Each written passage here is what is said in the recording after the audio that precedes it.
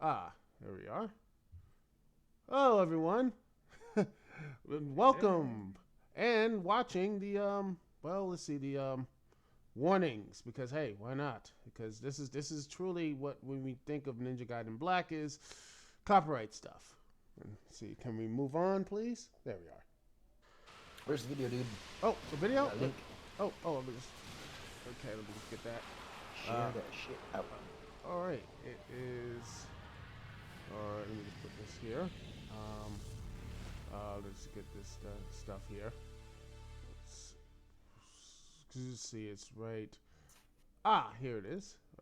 The link is right here. Put this copy link, and there we are. Perfect.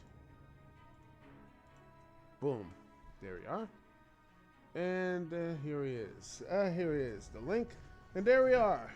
Perfect. Fine. Everything seems looking well.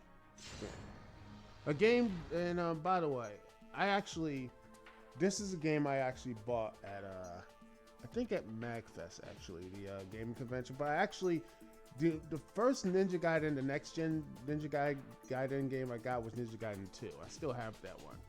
The vanilla version, but not the, the true, like, Ninja Gaiden Cinema 2 plus / all the stuff that put in there. Which, Ninja Gaiden, it was fun, but, it didn't have a pretty good, the third game wasn't that good. Didn't y'all play the 360 and all that stuff? Ports and everything? Did you? I played the 360 one.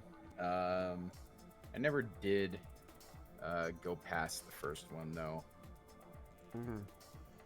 Oh really? That's too bad because the second one I thought was really good. Yeah, the second one's good. The third one, I knew the third game was in trouble. It was on the Wii U, so that was the. Yeah. That'll do it. Oh, I joke, but the Wii U was fun. It was a fine console. It wasn't the worst thing in the world, but yeah.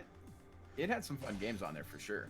Yeah, but I enjoyed the Wii U more than I enjoyed the Wii. I thought the Wii was pretty boring to me. Gimmicky is the right word. Oh yeah, it was, but it did what it just the Wii, but it sold. It sold at the end of the day. Oh yeah, for sure. Yeah, no, it's like what the second most successful console ever. Oh yeah. Was it first the PlayStation 2? Yeah. Oh yeah, PS2 is first. Was that because Saddam Hussein bought a ton of PlayStation 2s to use them as like missile chips? Okay, let's calm it down there, conspiracy theorist. No, I think that was actually a real story. Saddam Hussein bought a bunch of PlayStation 2s. I'll look it up. 1 second. Yeah. On conspiracytheorist.com. It's got the real stories. Meanwhile, I'm fighting its samurai there. I'm sure he owned a few, but I'm sure that is not the reason that the PlayStation 2 was so successful. Let's see, tech myth. I forgot about this. You can use chips from a PlayStation 2 to form Myth? a guided missile. Wow, it must be true then. It's a myth. I'm on howstuffworks.com. I'm just looking this up because this is insane. Okay, game consoles were for all kids' toys, and their essence was a harm. Further down the reports of the PlayStation 2 stockpile, and often in the headlines, was a more alarming idea that Hussein valued the console for the chips. Fears grew that the leader had found a loophole in the embargo and was planning to string together 10 or 20 of the consoles to create a supercomputer powerful enough to guide missile systems. Jesus Christ, that's stupid. That is ridiculous as you see the plot in this game, though. But then again, yeah, I'm not surprised. Pure myth. I mean, then again, you hear the stuff that Bin Laden had, like, a lot of, like, games, like, ROMs and such. Oh no, that horrible man. He had, like, that must have been the worst thing he ever did. Yeah, and one of his favorite, I believe, was, Super Mario, Yoshi. I think it was like Yoshi's Island. I think. All right, hold on. I'll be right back. One quick second. Someone's calling. I thought it would have been like Ultimate Jenga.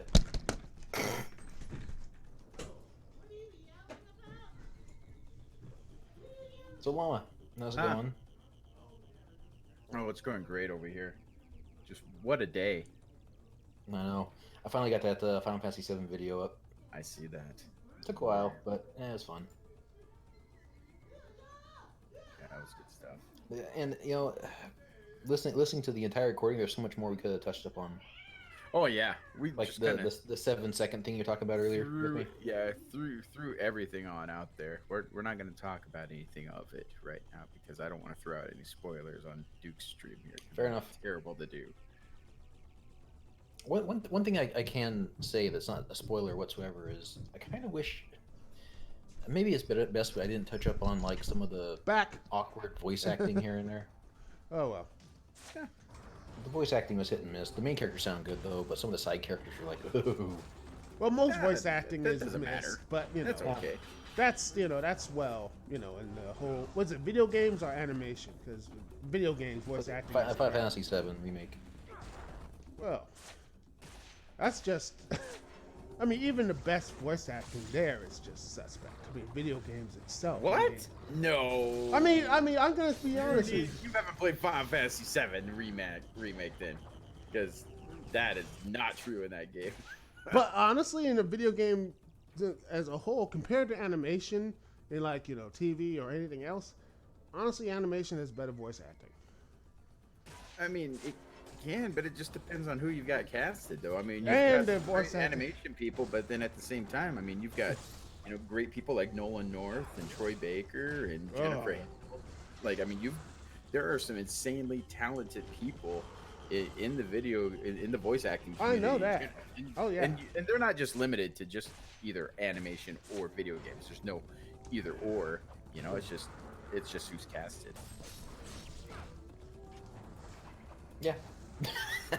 And it also depends on what they're doing because I remember apparently there's like an entire industry about hentai voice acting.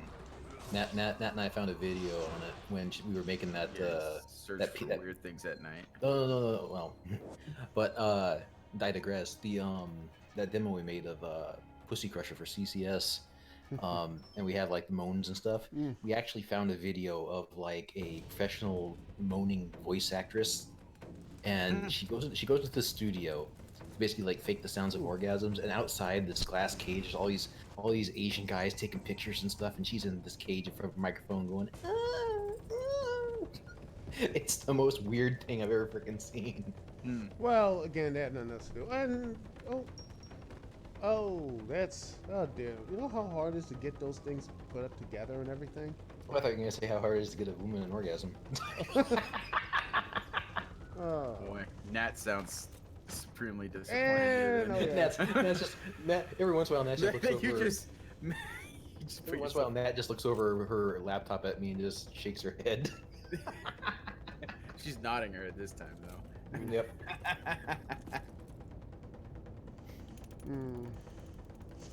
Meanwhile, we have this Dark Samurai here. Just killed. I think he killed like his dad, or maybe I don't know. Someone. That's Ryu Booster, by the way, from the Dead or Alive series. Ooh, that must be. That is really hard, probably, to get off the boot. Blood and everything. And I gotta say, I still don't understand the story in this game at all. You're not supposed to. It's just I really don't basically. think you are. It's supposed to be just you're a badass ninja who wants revenge. There you go. Yeah, but at least the NES ones made sense. Yeah, but it's just like pretty colors. It's killing people. Go. It's the same type of I mean, I would say God of War, but God of War did have at least simple story. It's like Kratos wants revenge. Second one, Kratos just is mad. Third, Kratos wants revenge against Zeus. The last one, Kratos is a dad. He goes from mad to dad. Yeah, but then again, there was a PS4 or 3 version of a prequel, I think, of God of War. No one even talks about it. That was what the prequel one, wasn't that on Ascension.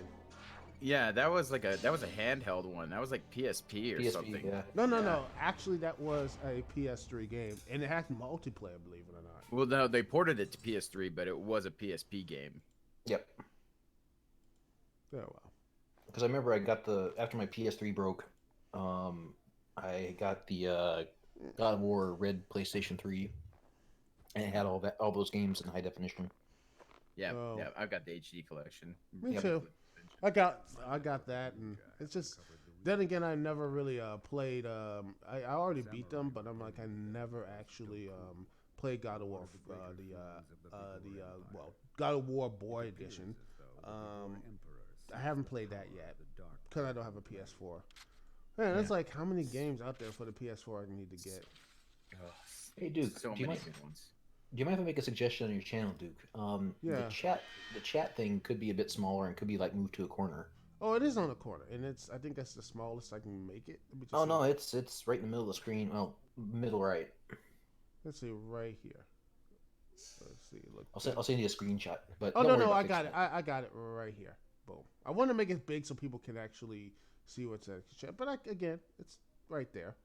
Boom. That's good. See. Now, forget it. It's good as it is. Do it. Keep it that way. Oh yeah. Awesome. All right. And now we have Disguise and Vengeance, and those are the days you can just bring your violent weapons onto like airships. Good times. I mean, I wonder. Then again, I doubt there's like a level of like Ryo Hayabusa takes on the TSA or something like that. You like him? Just like, all right. I just gonna be. That would be. I don't know. The guy on the top of the blimp kind of looks like a TSA agent. Giant electrical rod and weighs about 600 pounds. Subtle way of them actually getting into the airship, though. I like the fact that a hostile malefactor. What? Did they just say like just say look, we're looking for a guy, but there's a malefactor. It's like they just look at the source and say, man, boy, this is the next gen console. We got to build it up. Got to make them look good. See if we're smart and everything. So are you playing this on Xbox? Yeah, the original Xbox. I have. Gotcha. Yeah, that's what I was. I thought maybe you got ported to Steam or something. I didn't know about. I'm like, ooh. I think it's somewhere on Steam, or it's on like the store, Xbox Store, which is pretty much a PC, which is what the Xbox X is. Isn't that pretty much what it is? A PC, but just plays games. Anymore. That's what most consoles are. Stuff with a Switch, which is just it's all it does is just plays. It's basically a high functioning GameCube. Not high functioning game, but a high functioning let's see what's the word, Game Gear, pretty much. Did you know that the PlayStation, the Sony's PlayStation and Xbox, and Microsoft's Xbox basically came out of pure revenge on each other, or on a previous screw over? Yeah. Like obviously everyone knows that Nintendo hired Sony to make a CD-ROM attachment for their future console, and codenamed PlayStation, I believe. Yep. And then they stabbed Sony in the back, and sided with Panasonic, I think, or. Oh, it was Panasonic, and right in the middle of it. Oh. But then the Xbox came about because, with the success of the PlayStation 2, Sony was saying that you will no longer need a computer in your house because the PlayStation technology will eventually take over the computer market. So Microsoft's like, fuck, they will. And they have Xbox. Yeah, and we're going to have the PS5 where it's still not going to be a computer. Yeah, exactly. Well, do you remember when they did the Yellow Dog Linux on the PlayStation 3? Then they shut that down after a year because people were hacking the shit out of it. Yeah. Yep.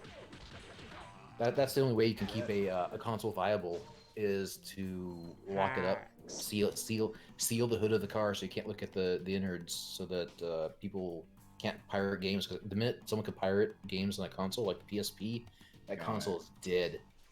Well, I remember everybody was hacking games on the original Xbox. That thing got modded so fucking much. Oh yeah, that was a little hacker station. That's what that is. Oh yeah, that's what the original Xbox was. You could just put all this other stuff in there. It was nice, and the memory was great too. I rarely had anyone hear anyone like, oh, the Xbox like run out of memory. The original one. I've never heard anybody have any issues. Does anybody know how much? How much storage that thing had? I think it was like over like 5, like over like millibyte. I gotta look that up after. Quick, someone look that up because I think it had like the It was a original. lot It was a for lot. the time. No, I don't think anybody ever filled it on up. Like that, with the amount of space that it took to be able to run everything with just those games back then, I don't think the thing ever filled up at all. Not a And clue, then, man. meanwhile, the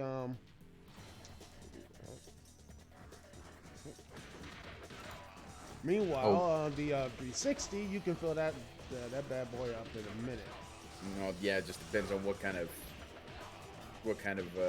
one that you got. If you bought the arcade version, or if you got the 20 gig, or if you got the 50, the 100. Nice thing about that though is that you were able to at least buy a new one though, and just slap it on top. That was pretty nice for the time. Oh yeah, it was really good. Oh yeah, that's why and you had again like memory stuff and everything, and then cloud, which was nice.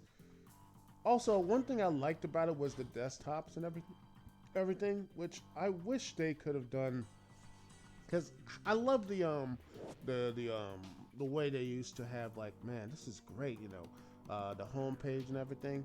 Oh yeah, they really, I think I think the second to last one was good, but the one they have now on it, the 360 one, it's passable, but I'm like, man, it could have done better. I feel like they shouldn't just leave it alone. But then again, it's a lot better than what the Nintendo's homepage and everything is. It's just bland. I understand you want to go to YouTube, there's YouTube. You want to go to Netflix, there it is. Nothing interesting at all. Well, I think it's because Nintendo keeps trying to keep their thing accessible. Like, so even even the least tech savvy person can at least use it. Yeah, because so many parents are having to navigate those things for their kids, anyways. Probably that kids are hiding you don't. stuff on them. Yeah, you don't want to just be lost into trying to figure that shit out. So I should blame the boomers then. Oh, everyone blames boomers. But now here's a good question. Okay, so you're playing Ninja Gaiden Black. I never played Black or the original. I played Sigma, and is Sigma still the definitive edition, or do people still like Black? Oh, this one is the Black, but also Sigma is like the true, like the HD remaster. Black is like everyone is like, they folded all of the DLC that was originally into. I think it's like, funny enough, this is the first console, the Xbox, to have DLC and all that type of stuff.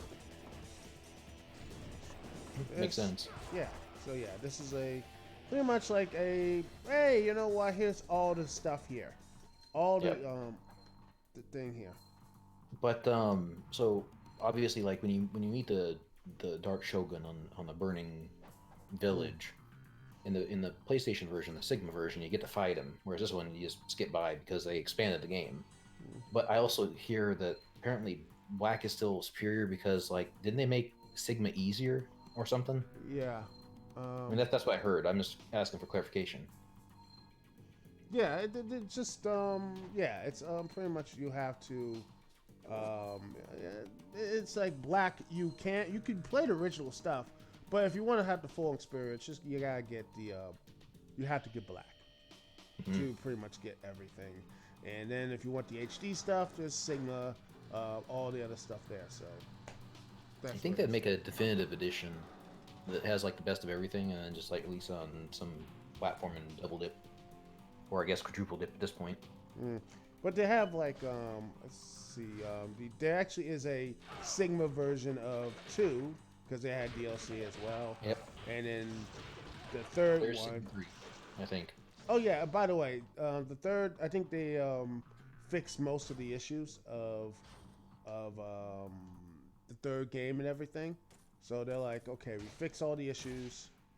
Wasn't the third one just boring? Yeah, they fixed most of that issues, and they're like, okay, we fixed it, and we're going to. We made a whole new game. Yes, huzzah. And they fixed I think they fixed the pacing issues. That was the main thing, the pacing.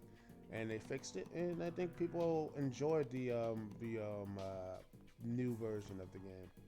a lot more positive recollection of that instead of the this thing was just terrible. But yeah, there was a lot more of a positive 1, 2, 3. I don't know what I'm surprised after the third one, they just didn't do anymore. They just didn't do any of this gameplay. Well, that's because Itagaki was it kicked out of the company? Is that how it went? I do not know. Oh, let's take a look. Right. I know there's issues with Team Ninja. Yeah.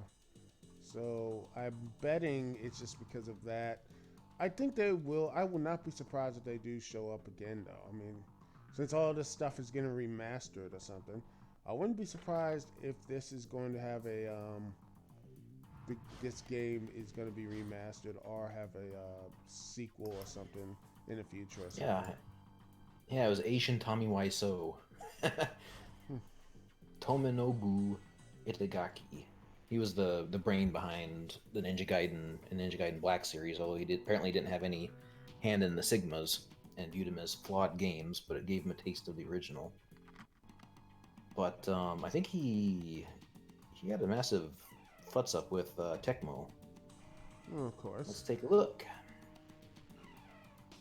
Let's see, he did Dead or Alive Extreme Beach Volleyball. Props. Let's see. Ninja Gaiden was his first effort to develop a game centered on violent gameplay. The Super Ninja Ryu Hayabusa. Oh yeah, this was again. He started in the NES. This thing, I honestly, like I said, if they won't, I'm surprised he hasn't done anything on Kickstarter yet. This is it. So June 2nd, 2008, before the release of Ninja Gaiden 2 for the Xbox 360, Itagaki announced that he was resigning from Tecmo and was suing the company for withholding a bonus promised for his previous works. He's also suing Tecmo's president Yoshimi Yasuda for damages based on, quote, unreasonable and disingenuous statements, end quote, made in front of his colleagues. Oh, that bruised ego, basically. Exactly. Translates to, you hurt my ego. Yeah. And don't get me wrong, when someone screws with your money, you can screw them back. But the ego thing is just like, really? Yeah, that honestly, things like that makes it sound like that you're coming off as money hungry and greedy as fuck. Then at that point, like, you kind of lose a little bit of sympathy. Yeah, exactly. Thank you. Yes, you lose a lot of sympathy with just that kind of bullshit. Yeah, just like Kojima. Yeah. Okay, so the last thing he did was a game called Devil's Third for the. Oh, that was horrible. Yep. It was so bad. Bad. I wanted to root for that game too because that looked interesting. I'm like in this. Oh man, this thing got nailed to the cross, man. IGN 3.5, GameSpot 3 out of 10, Famitsu 33 out of 40. It looked like shit. Yeah, it looked like something out of a terrible, and boom. There it is. Oh dear! Thank goodness I saved it. Itagaki stated that he was interested in doing a sequel and that he wanted Devil's Third to be envisioned as a trilogy. Devil's Fourth. This is kind of like what the hell do you call it? Advent Rising. Oh no! Don't put this next to Advent Rising. How dare you? Not in quality, but the fact that he planned this to be a trilogy and it died on the first one. Yeah. Or if you want to just say something like that, how about what was that one game that was by that let's see, that one developer who oh, that one. Infinity Ward. No, not Infinity World. It was Respawn. BioWare. No, it's dead now. Oh, the people who were behind the man was behind what was that game that was on GameCube that scared people? Was Crystal Dynamics? No. We gotta see. I gotta look this up. We got about PT. No. GameCube. Supposed to scare it's Silicon Knights. It was a guy. Oh, Silicon Knights. That's what it is. I always get them confused with Crystal Dynamics for some reason. With Eternal Darkness, yeah. Yeah. Yeah, their Kickstarter kind of failed too, didn't it? Yeah, it was. I think it was. Kind of a spiritual sequel to uh, Eternal Darkness, and Yeah, it was I heard. a. Oh, it was Too Human. That what it was. Too Human. Oh, Too Human. Yeah. The game's so bad that it pretty much not only killed the whole thing, their whole company. It pretty much the game is no longer in digital stores. Well, because They lied and said, "Oh, this is not this game is not based on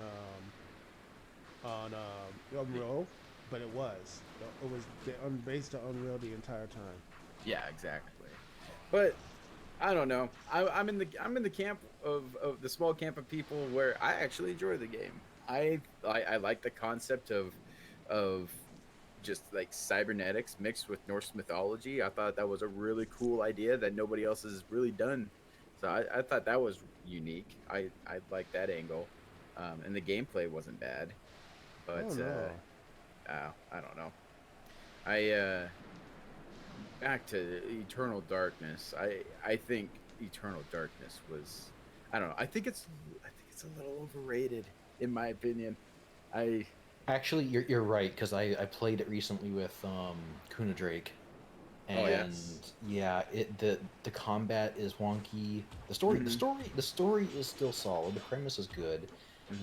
It charted the waters, besides with Metal Gear Solid, as far as like the visual effect fucking with people and sandy meters and that kind of thing, which is kind of trite at this point, because almost every other horror game has kind of done something similar. Yeah. But the story's still solid, but the gameplay is very shoddy. Well, it doesn't even need. I mean, it's not even the gameplay bit of it. There, it's just the game.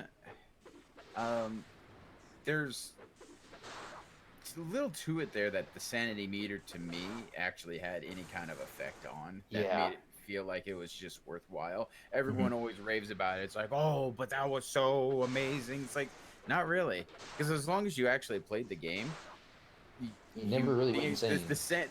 Your sanity meter never. You purposely had to get it down.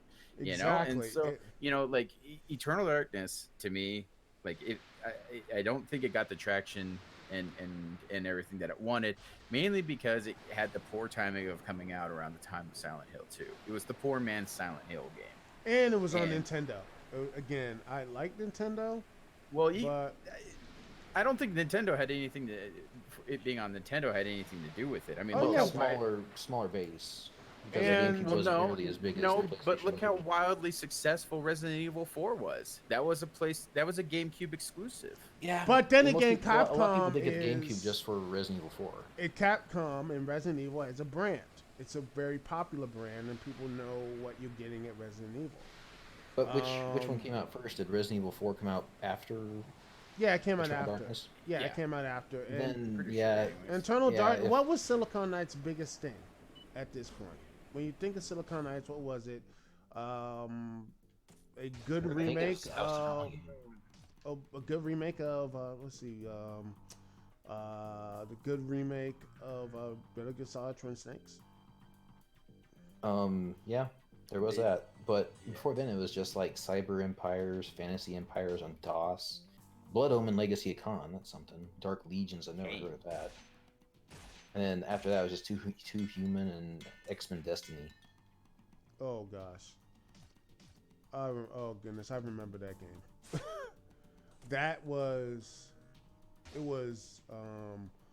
Goodness, it was terrible. You're like, wow, what was that whole? It was like, what was that whole game's?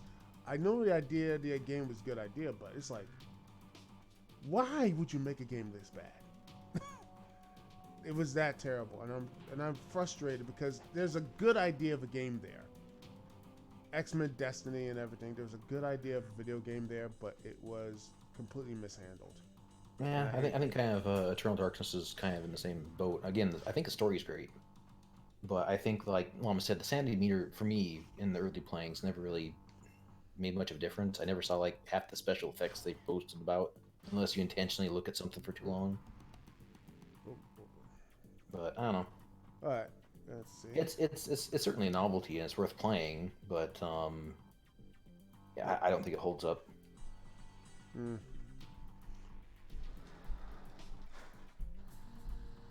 Ooh. It's by the way, if you hear a little bump and it says there's a little bit of a wind around my way, so it's a little bit windy, so hopefully it won't take down the power or anything. But yeah, it's a little bit of a storm coming around my in my neck of the woods. Nice. Hey, I heard the Midwest and the States is gonna get hammered with thunderstorms and tornadoes and shit. I mean, we've been getting over here in Montana. What, a couple weeks ago, we were getting snow and thunderstorms at the same time. Snow in fucking late April. Yeah, snow and lightning. It Well, was actually, wild. I take it back because I'm talking about a state where kids in summer school had to take snow days. So Yeah, exactly. Yeah, no, we've gotten snow in June before. I remember. exactly. That was a freak incident. And a head cut off and decapitation. This game can let you do decapitations. It's so much fun. I just wish this game. I mean, this game has amazing combat and all that kind of stuff, though. And it has style. But I just wish it just had a coherent story. But again, it's my Japanese storytelling. I was just gonna say, you're gonna ask for a Japanese game to have good storytelling. Good story. Yes, I know. Believe me, I know. Yeah, a game like this is. I mean, it is possible, but it's like it's like you're gonna which are you going to manage, like gameplay or story? You gotta pick one. Well, obviously gameplay over story in a video game, but I still want a decent story. Nah, I feel you. I don't know. I feel with games like this, you don't need a good story. Yeah, it goes back to oh, what the hell is the id Software? Let's see. What John Carmack.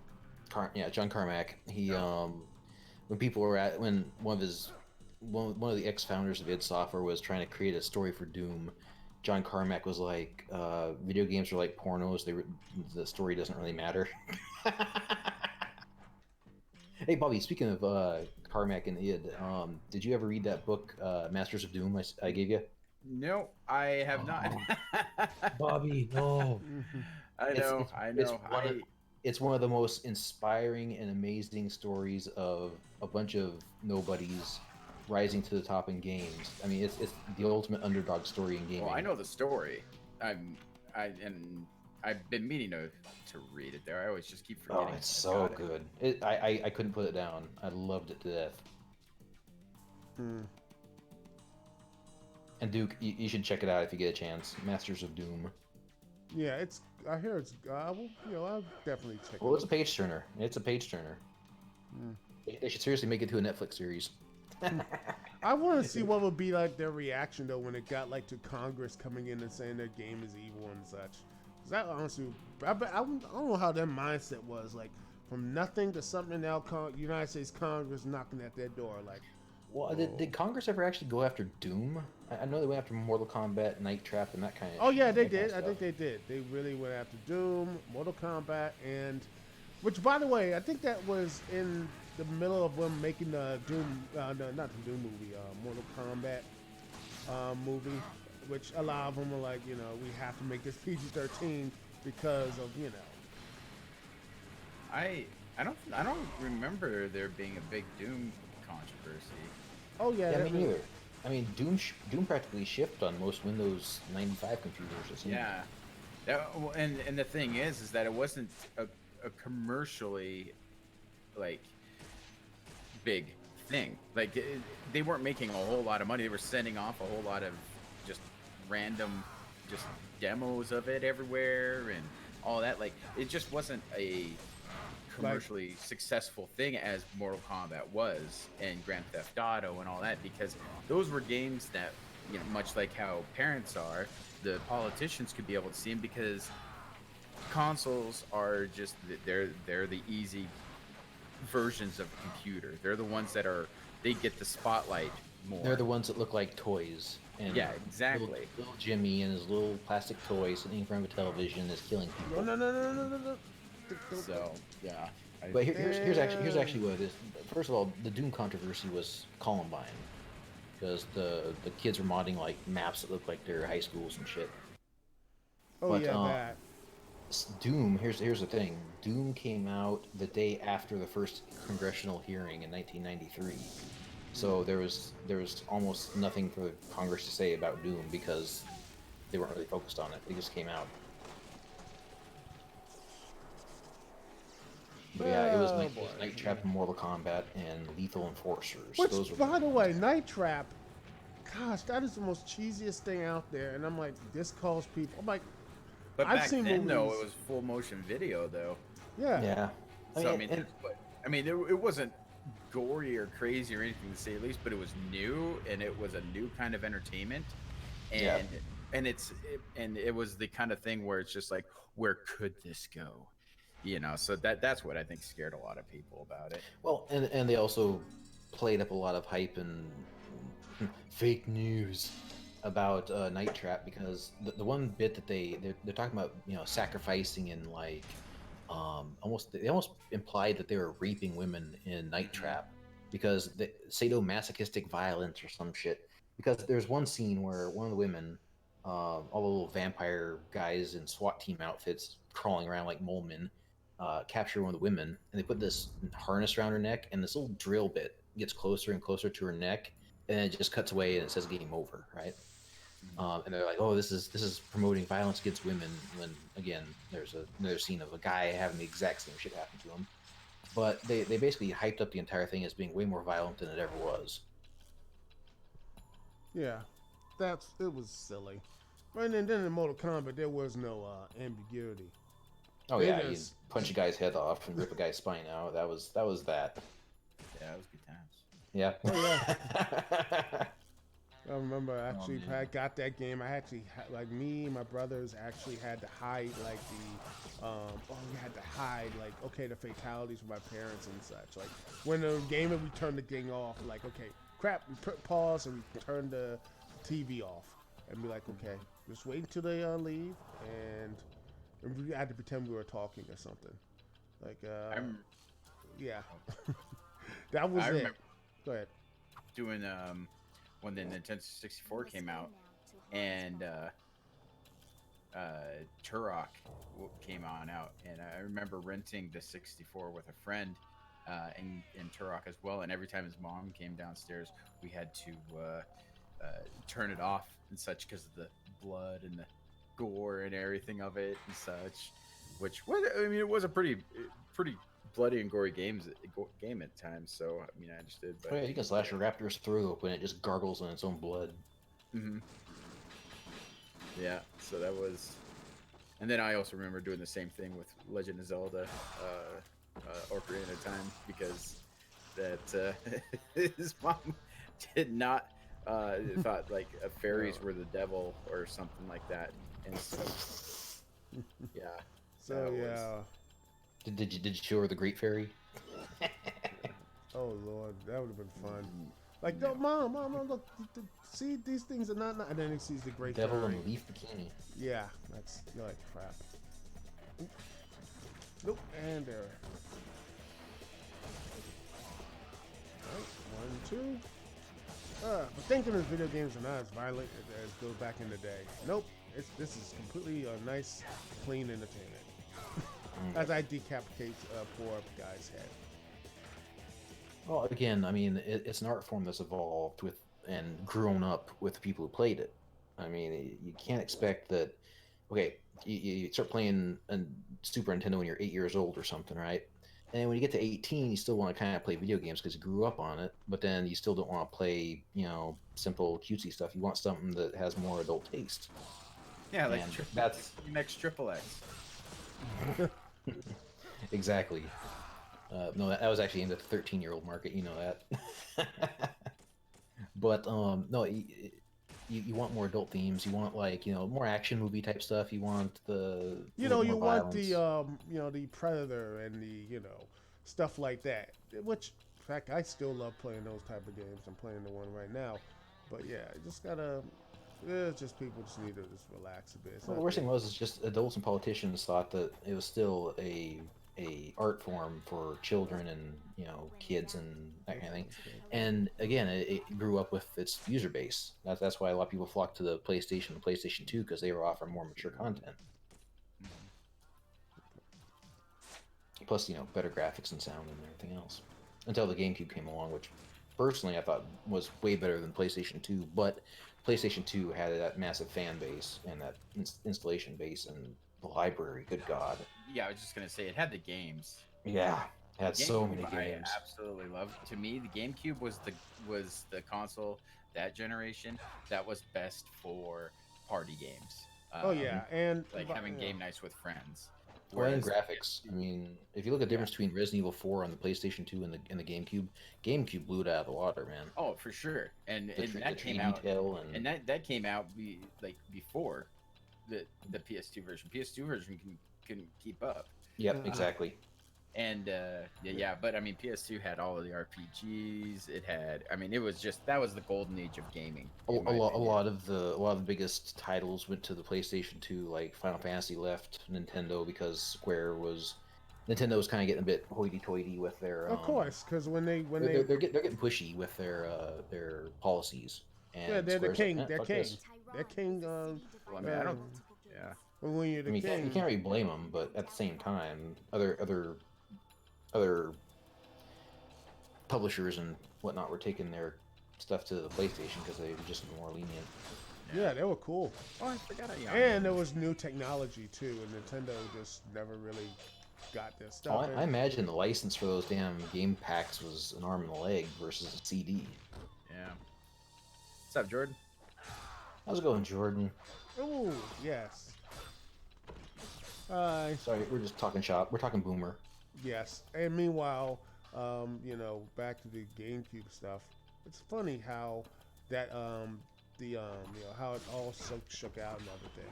How like first it was like Sega, and then they just went away and everything. I would guarantee people thought that Sega was gonna be the one who was gonna last. Was going to be the one with the last laugh and everything, but. Well, even Sega tried aiming for a bit more of a young adult market. Maybe not like 18-year-olds or anything, but they were certainly trying to go for like 12, 13, 15-year-old demographic with some of their advertising and their edgier look and whatnot. Oh, and their best stuff, which hilariously, I still can't believe that the Sega Saturn they unveiled it like at E3 before everyone else, and they just dropped it. Everybody like. Wait, what? The store's like, wait, why are we selling this? Why didn't you tell us about this? And they dropped it right there.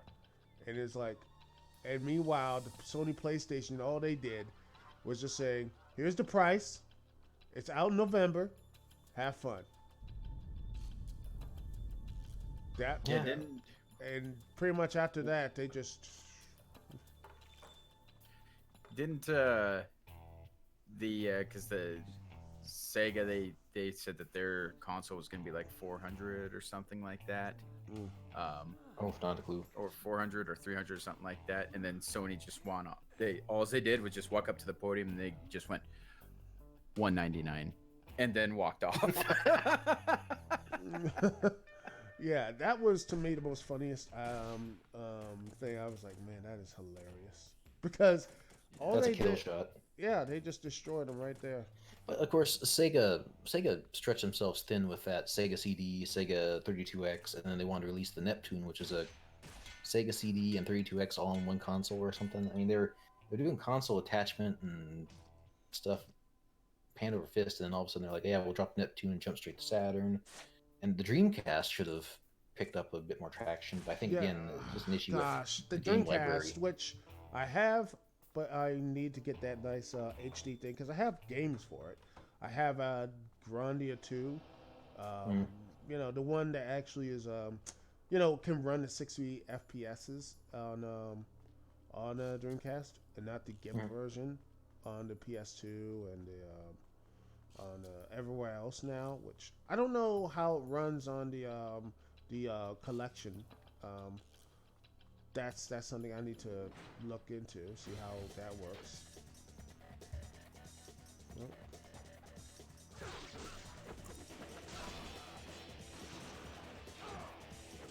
Because I just don't get how that in classic games, that it's just like, in classic games, they're just like, oh, well, we can't really run it like I mean, how do you screw that up? But you know, they'll if there's a will, there's a way. You about Sonic? Well, pretty much all of them. Pretty much all the classic stuff, like remasters and such.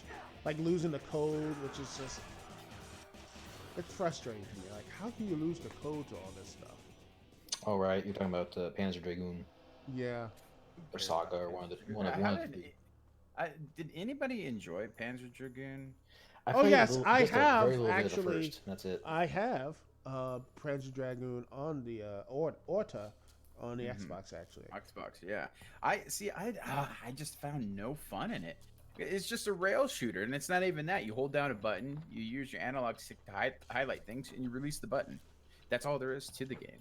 So it's like Star Fox, but just with only a charge. It's not even, but you don't even control. You don't control the dragon at all or anything. Like you're literally on a rail. Like there's just nothing to it. I don't understand the hype behind those games. I see why. It's because of the graphics and the weird world that you have. It was Lair before Lair. Oh gosh. But even Lair had some controls. Yeah. Oh no, Lair was control, terrible. Yeah. No, Lair was actually you pretty much when it first started, like when it was released, it was you had to use those what was that? Those motion controls. Yeah, the 6-axis. 6-axis. Which even the developers were like, "Oh God, you're gonna have to use that." They hated that.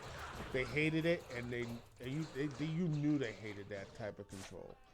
They hated it, and well, it was wonky. I mean, I remember seeing the what was it called, Warhawk demo in one of the early PlayStation 3 things, and it wasn't responsive. Like the guy was like pulling back on the controller, and like a split second later, then it would move, and doing a flight sim, trying to spin your controller around, do barrel rolls and shit with your controller in your hand, a bit hard.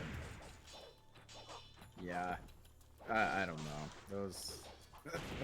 And there we go. But, you know, it's like one game that I've never understood how Sony didn't, or not Sony, Sega didn't make a franchise out of, though.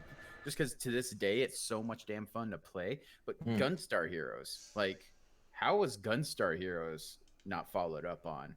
I think there's only one on Sega and there's one in the Game Boy Advance, and that was it. Yeah, like. But knowing what you know, what Sega is and such, do you trust how them? you mix and match the weapons, so you get like different It's fun. It was so much fun. It made, I mean, you felt like you had so much control over the combat. Like that was great. I loved it. Same, but you know, again, do you trust Sega? Or I look at what Sonic the Hedgehog or Knights. No, I mean, I trust them because they made that game. I mean, I would trust them to make another one at least. They never followed up. They never even tried. That's, I'm like, you know what? Nah. I gotta get like a good, you know, people who know what they're doing. Cause I feel there's another Sega property that really should have been big but never was. But I can't think of it. Top of my head. Go next. It's probably like something like was it Legend of Oasis or something? Their answer to Zelda. I never played that. I never did own a Sega console at all. So you missed it. I just played one on my cousin's house. I actually got like a Sega Genesis. I remember playing games like John Madden, not John Madden. Joe Montana's football, stuff like that. I was just I had a Sega console all the way up. I didn't get a Sega CD or a Sega 32X, which was stupid. Good call there. And funny enough, my family were like, you know, I think my brother's like, when the Genesis, not the Genesis, it was Saturn, was like, oh, you get 3 free games. I'm like, well, you should get this. You should get this Saturn. I'm like, no, I'm gonna get the N64. And I'm like, only had 2 games. We had, I think, what's the Legend of Zelda? I think Super Mario 64, and I believe like one of the Madden games. And they were like pissed off, but I was like, I knew Nintendo was gonna do something, but I like, yep. I was right. You played like games like, for example, Mario 64, Zelda, all that good stuff. You know, Diddy Kong Racing, and the great wrestling title games that we could have, you know, we honestly want to play, but well, Peter sucks, but one day. But yeah, you know, those things. It was fun, but when you look at the Sega Saturn, well, you know how that story ended up. Boom. I'm looking at the Sega Genesis Classic game list, and there's a couple good franchises on here. Beyond Oasis is what I was thinking, but they have like Shining Force RPGs and Contra Hardcores, Gunstar Heroes, Comic Zone, Castlevania Bloodlines, and Sonic. Comic Zone. Now that should be, you're talking about game remakes, and like remember the last time we had a conversation about game remakes? Did we talk about that Comic Zone? Because that seems like I don't think so. That should have been. I am like that. If that's not a franchise, I have no idea they could have made one. Well, you need to update it because it's very 90s. I mean, 90s. It was back when the comics was. 90s. Yeah, it was unseemly 90s. The last time the comics were actually popular. But yeah. But the thing is, like, I'm looking at the rest of the games. Like, Streets of Rage is good. Shinobi's good. We got that new Streets of Rage game coming out. Oh yeah, heard about that one. Yeah, it looks kind of fun. But like, there's like some other weird stuff I've never honestly given a chance, and some of them I have played and they're kind of like Toe Jam and Earl. I played that. It was fun. I do not like those games. I remember playing Toe Jam and Earl in like a demo kiosk thing back in the mall way back in the day, and I didn't understand what the fuck you're supposed to do. You just walk around the platform. Yeah, I did not enjoy Toe Jam and Earl. I recently tried it out, and I was like, boy, glad I wasn't part of that when I was a kid. It's much here, buddy. Glad I spent that time. I could have used playing GoldenEye. There you go. Actually, GoldenEye was in '64, so that would have been about Sega Saturn time. Mm-hmm. Yeah, I'm just thinking Genesis. Well, regardless, GoldenEye. Yes. Hey, did you see that new game that Minnesota showed us? That's a Steam game that has 4-player co-op on screen, split screen. I had no idea what it's like though, but it looked interesting. Oh yeah. I'm looking it up. What is it? I gotta go into the Discord and look up the gaming section. Do you just go against each other, or? Yeah, it's like it's called Hypercharge Unboxed. Oh, okay. And it says we recommend split screen or online co-op with friends, and it's offline split screen as well. Oh, okay. And it's just classic style FPS that mixes tower defense and wave-based shooting. So. Ooh, I like tower defense games. I'll send you a link.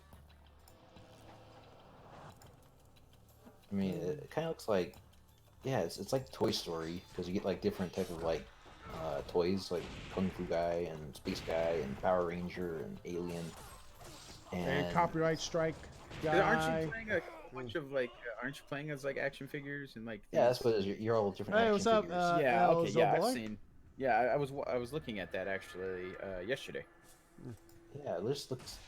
No, I mean you don't see that anymore. The split screen co-op, everything's online, which makes sense because, I mean, it is a bit more difficult, but at the same time, TVs are large enough and have good enough. Oh yeah, we can have like multiple stuff and everything. So yeah. But we're not supposed to be having people over right now, Matt. I know. Are you trying to promote death to the? Yes, world? I'm anti-science. I'm trying to get everyone infected. Christ. All right. By the way, got some new people in chat. What's up, El Zoboy from Mexico? Hope you're having a good time. Boys. How's it going? Oh yeah, and by the way, the 5G man. I'm joking.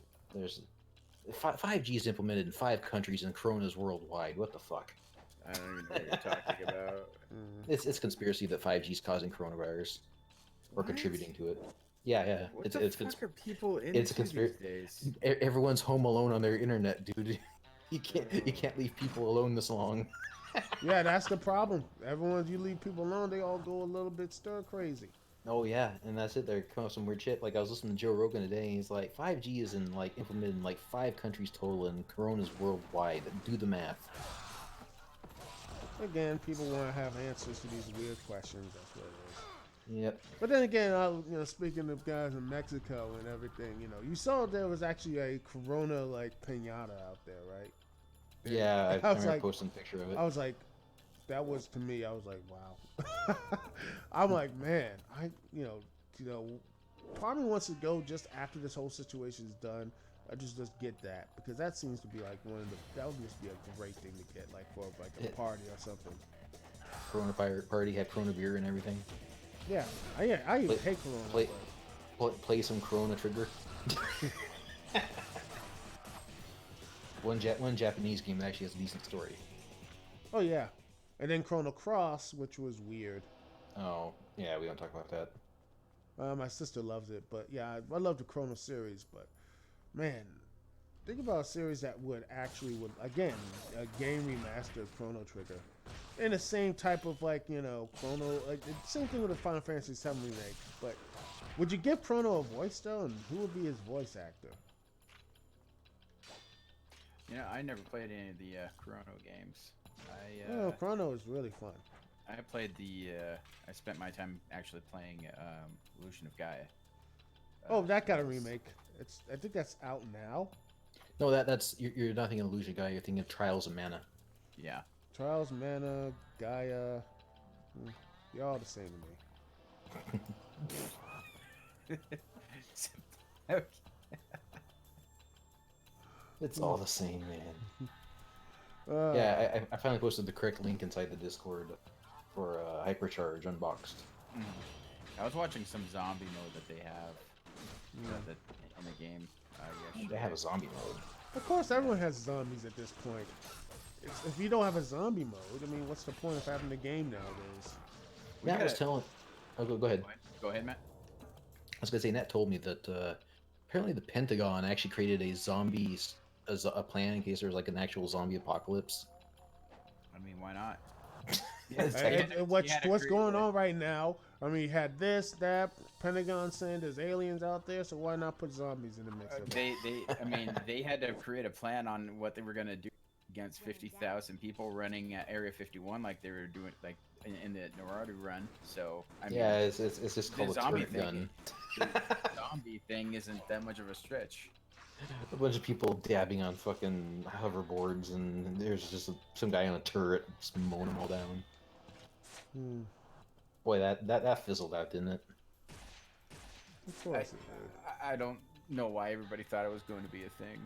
No. It was on, when you had that stuff on, no one was going to actually really do that stuff. Yeah, exactly. Like, well, apparently 100 people turned out, so... You gotta... Well, I mean, it would still be something interesting to turn out for, but not do it. Like it was something that was just like it was interesting to see people who don't understand the internet react to it. That was the fun. I was hoping that there would be one guy just like, everybody follow me, here we go, and he'd start running that thing, and he wouldn't know until it's too late that he was running alone. Funny, but horrible. Did you guys see that video of the reporter reporting from down New Mexico, and this guy Naruto runs behind her? It was a pretty solid one. Oh God, people are dumb. Oh well. George Carlin said it best. Imagine how stupid you think people are, and then divide that like by 2, where they're only half as smart as that. Yeah, there are some doofuses out there, but... Oh, you're not kidding. It's what makes the world interesting. Oh yeah, exactly. Without the idiocy in the world, but A group of ninjas dressed in black garb act Yeah, if it wasn't for the crazies and the doofuses, this would kind of be a boring life, wouldn't it? Yeah, I know I contribute my doofus antics to the world from time to time, so I can't hate on them all. Believe me, I will have my my idiot quarter. I put that mostly there. Mostly my stupidity is on internet, on my Twitter, and on when I do my podcast, which is hopefully going to be this time actually going to do it live on YouTube. Actually, I'm gonna have a cross stream from YouTube and on on TalkShoe at the same time on this Wednesday night. So I'm gonna be talking about other stuff here, ladies and gentlemen. Gonna Oh, be talking about just because yeah. this Wednesday we're streaming Vermintide 2. Oh well, I'm gonna be there, but it's don't worry, it will be at like late at night, like at 10 o'clock Eastern Standard Time on TalkShoe and on YouTube, and we'll be not only talking about the AEW TNT Championship match, the finale of that, but we're going to be also talking about, well, a certain game that leaked and people are pissed off about it. Oh, I have my 2 cents on it, but don't worry, I won't be leaking and doing all the stuff that some people would. I'm not that type of asshole. I can be a petty one, but I'm not that petty. So don't worry. I will not tell spoilers. I'm just going to be talking about what the after effects about the game and everything else. The game we're talking about is Last of Us 2, by the way. That's too bad. That sucks. Yeah, but again, it was Those disgruntled employees. Well, it was the only way for them to get like some I can see why some are like, it was the only way to get like Revenge is really the only word. Yeah. But, I mean, you sign up to do a project, But then you don't get paid for it. Yep. I mean, the game's not even out yet. How can you get paid for it? Not out yet. Oh, no, well, is it? Yeah, you get paid for working on something before it comes out. Well, you don't get the royalties. Yeah, but I mean, like, what? They're not paying anybody at all, or what? Well, apparently, like from what I read, so the claim was that they were supposed to get a lot more money and something else that they were promised and contractually obliged to, and they didn't get it. And plus, something about really really hostile work conditions. Yeah, it was not a good. It's not a good look. I don't know. Still, to me, I don't feel like that's revenge. Like, no, I mean, you're ruining it for everyone. No, what I'm saying is it's petty revenge. It's like, well, my boss didn't pay me something, so I'm gonna ruin it for everyone. Yeah, it's bullshit, man. Burn. I mean, I damn fire. I can see why they did it. I don't agree that they did it, but I can see why they did it. Just selfish people. Oh yeah. I think I have enough to get. I'm looking at the side here and all the recommended channels, and there's this Twitch thought with her tits out watching music videos. And that's and it has like thousands of views. It's like, oh god. I'm not surprised. Good, let's watch something good. Well, that's what you that is this thing that sells. Hey, it sells, man. Yep. Well, I was watching another one, and I posted up in the BSG Discord, and it's another Twitch chick, and I can see why Ninja left Twitch. But she's under. Well, no, Mixer paid him a ton of money. That's why. But I know. But this chick is just like under just chatting, and whenever you think it's just chatting, you just expect to see lots of TNA. Oh and yeah, she's it's just, like, I'm just top-down camera. Yeah, pretty much. And it's this one was her just hanging out by the pool, and she's walking around and sunbathing in like a thong, and it's like, really? People see that's. I don't know.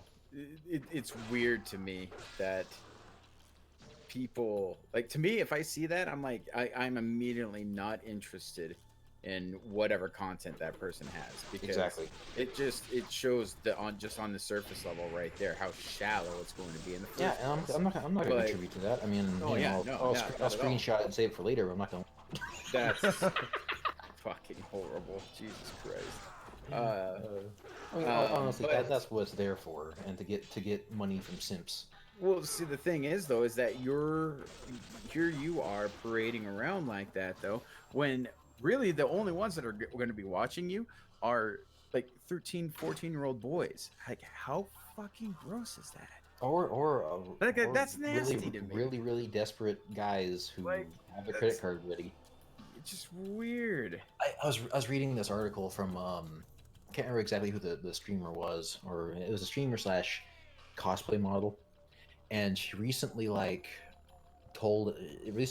came out that like she was already in a relationship with someone else, and all of these guys who were spending hundreds and thousands of dollars in pictures, and if you spend money, you get access to her Twitter feeds and stuff like that. And she'll follow you, and she'll talk to you and that kind of thing. If you spend tons of money for it. Whereas here we'll talk to you if you spend $20. we're low level whores. But no, seriously, like she all these guys are just like absolutely infuriated, saying I spent thousands of dollars on you, and I can't believe that you're married. And it's like, you never had a shot, buddy. Yeah, like how are you sounding betrayed? Like, I know. The only It's reason they probably amazing. sound betrayed is their mom found out that they've been using her credit card.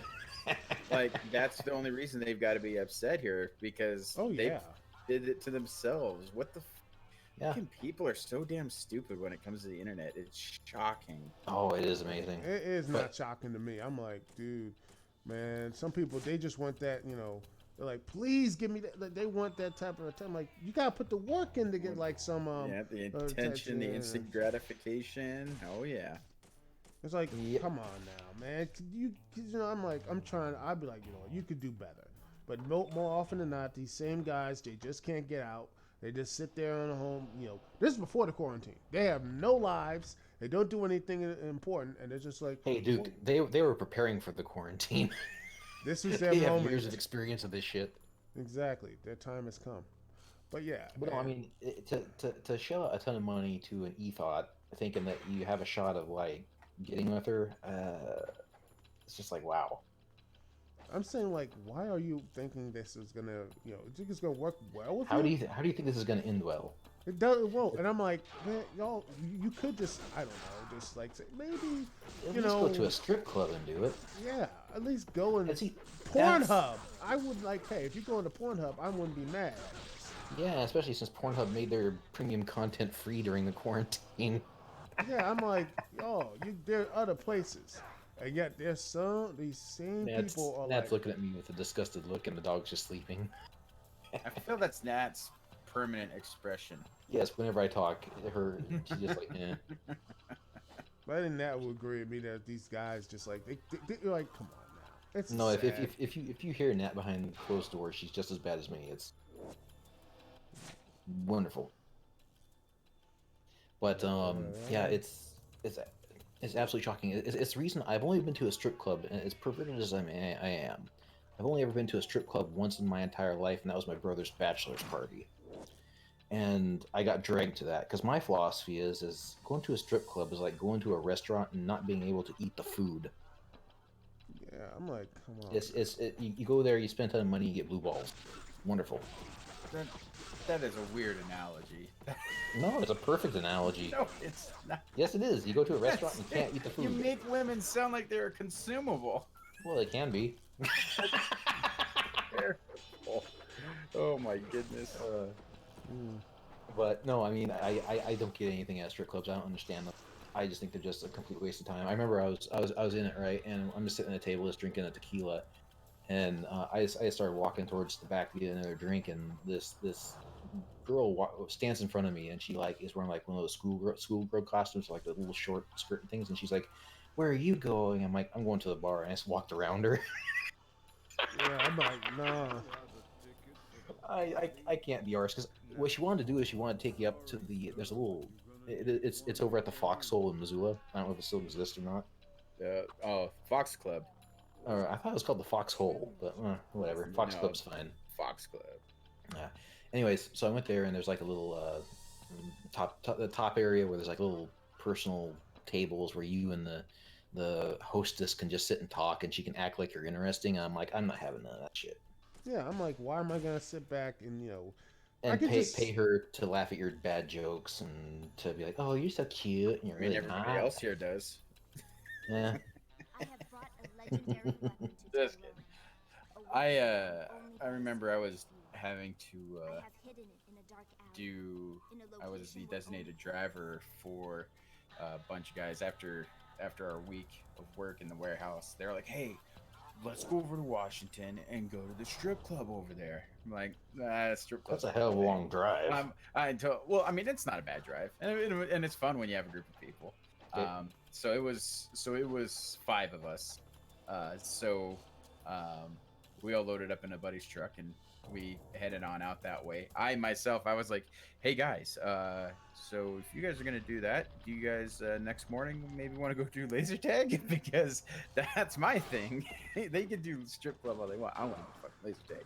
But we, so everybody went to the strip club and such, and I, like I said, they're not my thing, and so I had these strippers coming on up to me, and they're like, hey, so want to dance? I'm like, nah, it's all right, thanks. I appreciate it, but nah, not my thing. And so then they kept coming up, and all these different ones kept coming on up to me and such. And some of them came on up, and were just like really trying to like smooth up to me, and I was just like, no, sorry, appreciate it, but no. Now I'm looking at that Smithers meme where you had the two stripper girls dancing, and then they're like, oh god, no. Now Llama's like, nah. So at the end of the night, I had one that never came on up to me. She came on up. She's like, hey, how you doing? I'm like, I'm doing good. I don't want to dance. She goes, no, don't worry about it. I'm not gonna ask you. I'm just gonna sit here with you because I kind of want to let you know something.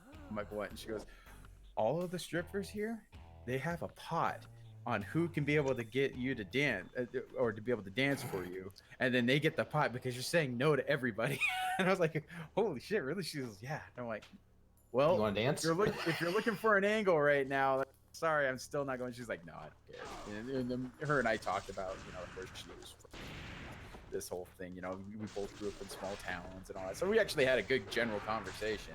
But it was pretty funny that there was an actual pot that was going on to try to get me, or try to get one of them to dance for me. I thought it was kind of funny. That sounds like a good time, at least. Yeah. No, it was a pretty fun night. It was a good night.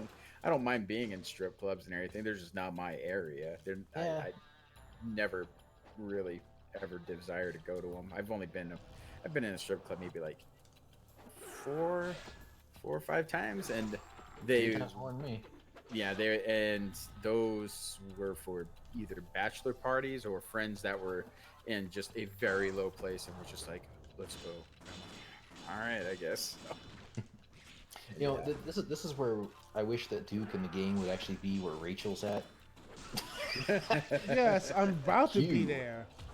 I'm about to, but these ninjas guys, Get rid of the guy with the gun. That's one way to do it. That doesn't kill him. Is there a version of this game where you get to play as a Yane? I don't think so. Which one's Ayane? The purple-haired one? Yeah, I think she's actually 14 Sigma. in this. I think you get to play her in Sigma. That... It's like a side mission kind of thing, though, because Rachel and Ryu are the main ones, but I think you get side missions with the purple-haired girl and the one who's dressed like a shrine priestess. I wonder how her combat would be. Yane's one of my favorites in Dead or Alive. Dead or Alive. Yeah. Wrong one.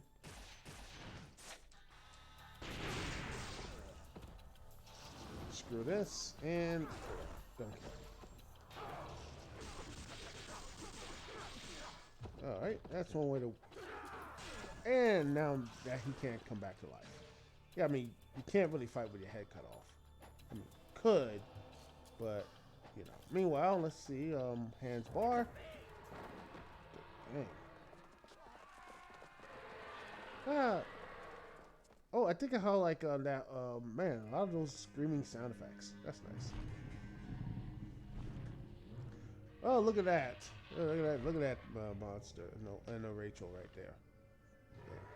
Cue the strip club.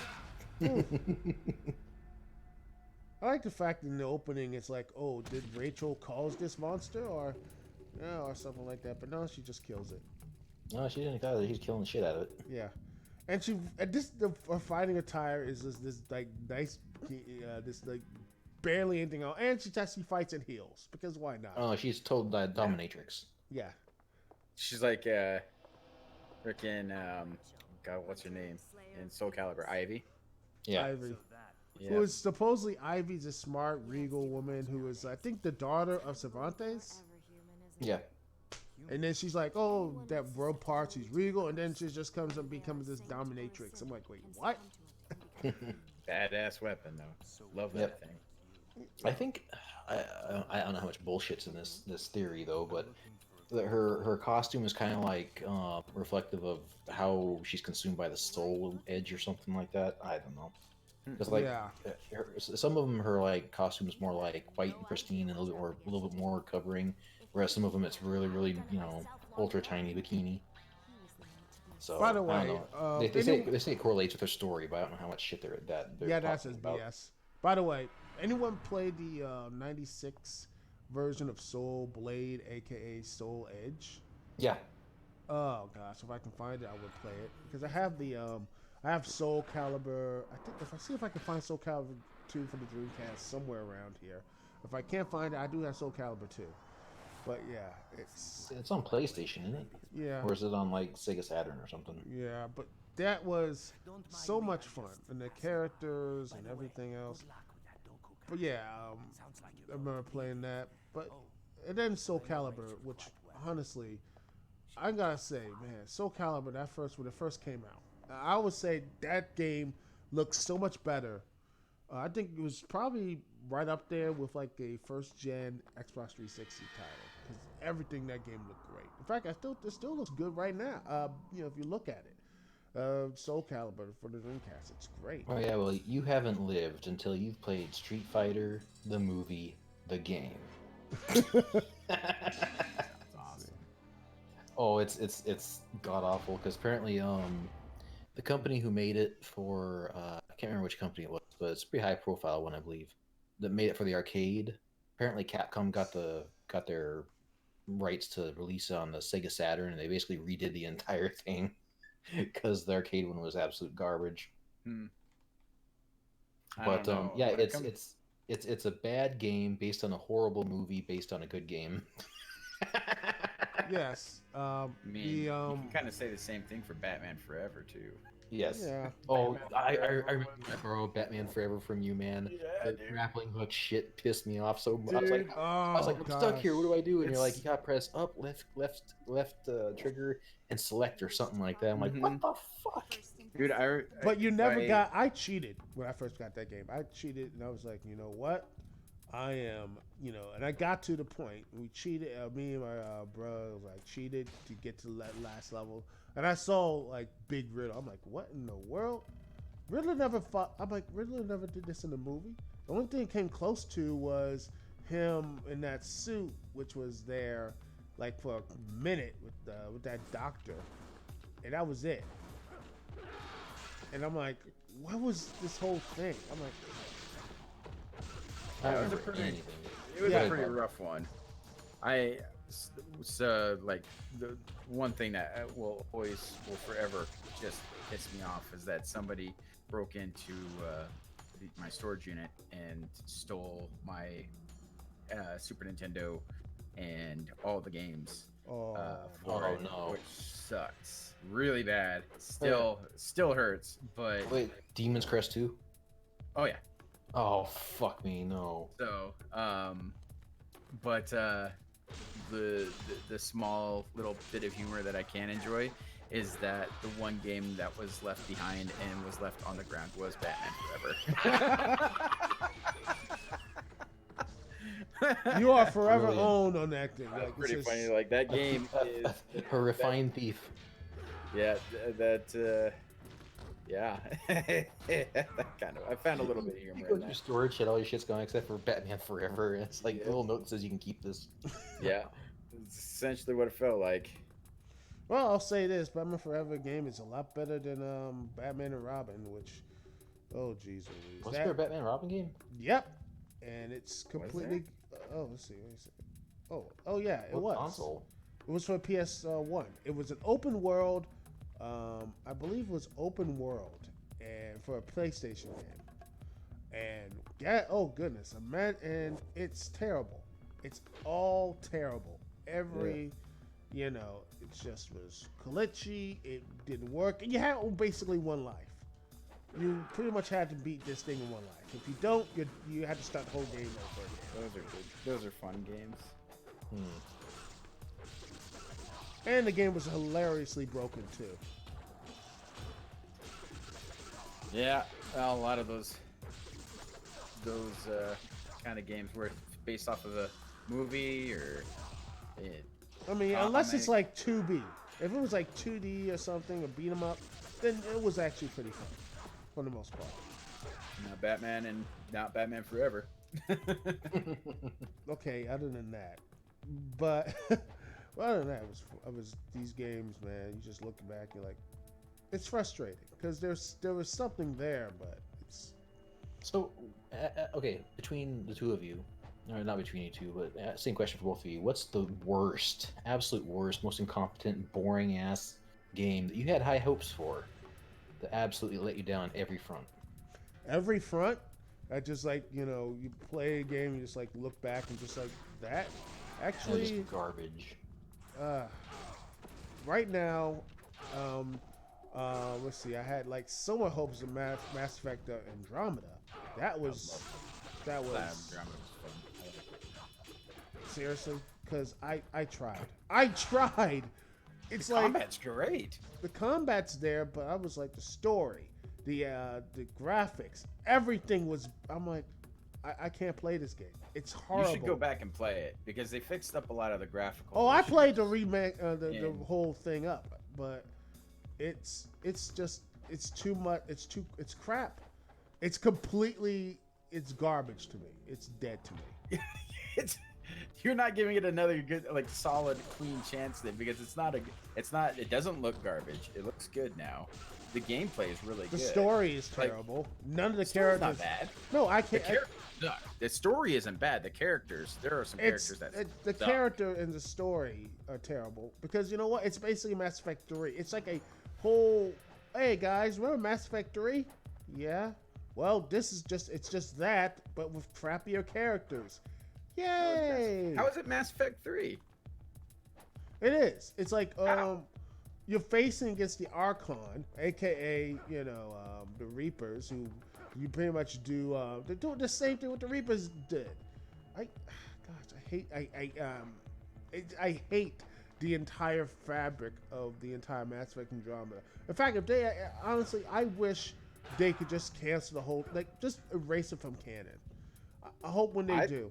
I hope they don't. I think that the story is pretty decent. I mean, to send humanity and a whole bunch of the other species on out to a different place in the galaxy with no return and have to hope to build with what they've got there and to survive, I think is a really good sci-fi setting. Sid Meier's Alpha Centauri. So, yeah, I think that's a pretty solid way of going about things. They can build off of a lot on that. It wasn't done so well, but I mean, did you beat the game? Yes, I beat the game. I played it. I got all the stuff, and I still hated the game. I hated it. It's just everything I hate about modern games. It's just no meat to the bones. Nothing. There's nothing you can look back and say, you know what? I think you're just holding on to the hate that everybody had to the beginning because it's not that kind of game, right? It is. I played it. No, it's not. That's insanity. If I can, I will stream the game, and I will stream the beginning. So we can hear the hate.